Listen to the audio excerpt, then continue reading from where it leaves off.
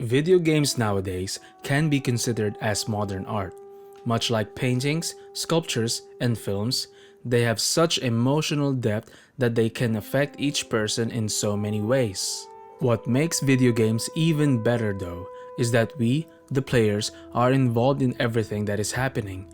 This immerses us more into the story and art of the game, which in turn evoke genuine and passionate emotions from us. For me, video games are the complete experience of art. I remember all of the games I played that inspired my imagination, philosophy, taste in art and architecture, and general outlook on life. Some of those games include Dark Souls 3, The Witcher 3, The Ascent, Bloodborne, and many others. Over the past few years, I feel like video games have influenced my thinking a little bit more than films and TV shows, which is not a bad thing, because the characters in video games nowadays are complex, well-written, understandable, and relatable. God of War Ragnarok is a perfect example of this. Kratos and Atreus have had a lot of adventures that tested their morals and values, which in turn made me ponder about those complex issues as well. At the center of the game is, of course, their relationship as father and son. They have already experienced a lot during the first game, and their relationship was even more tested during the events of the second game.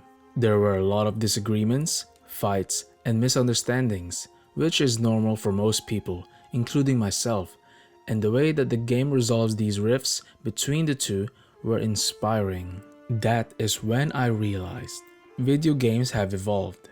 Many of them are not just for mindless entertainment anymore, because they include masterpieces of storytelling that rivals, and sometimes, goes beyond the impact of films. Since the duration of films is 1 to 3 hours at the longest, it holds nothing to the duration of video games.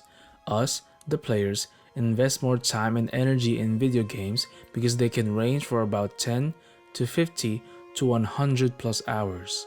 Therefore, we are more immersed in the games and the stories they have. I started noticing this when I played The Witcher 3 for the first time. I was so impacted by the story that I felt so empty after finishing the entire game, including the DLCs.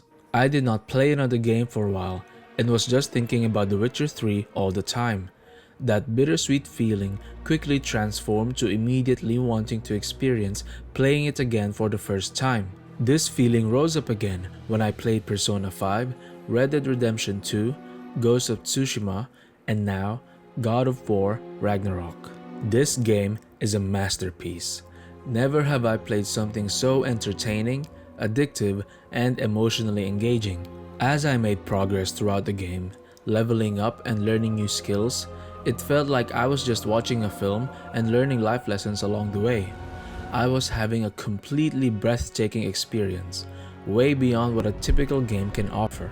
And the best part about this is that I also realized that I was becoming a better person while playing and progressing in this game. The concept of being better, which was a major theme in the first game, continued in Ragnarok, but instead of being focused only on Atreus, Kratos and Thor continued to act on that ideal.